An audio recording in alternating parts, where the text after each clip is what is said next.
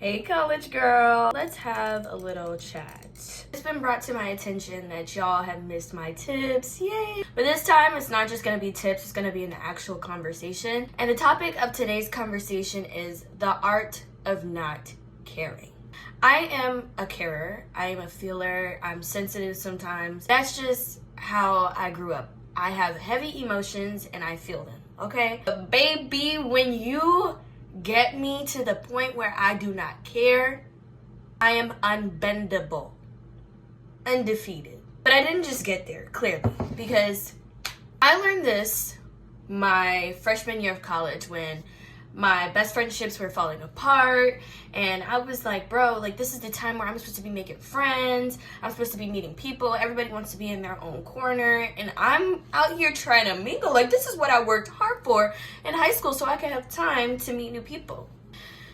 No. So I was speaking with a guy friend and I was like, how did you deal with these things? How do you just keep going without it bothering you? And he told me, Virginia, you just don't care. And I was like, what are you talking about? He was like, you cannot care. And I said, but how do you just not care?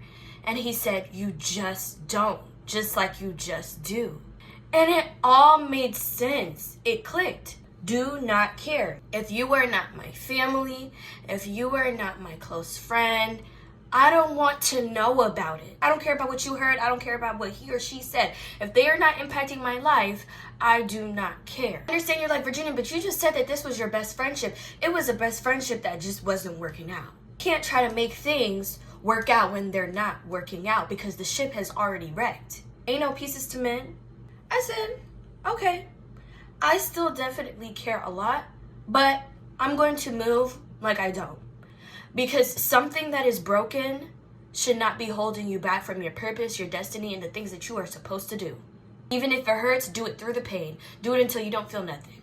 And I know you're like, oh my gosh, like you're not feeling your emotions. Sometimes you don't have time to feel your emotions. And it doesn't mean that your emotions do not matter. It just means that your emotions are not helping you, are not beneficial at this very moment. And you need to find a way to deal with them.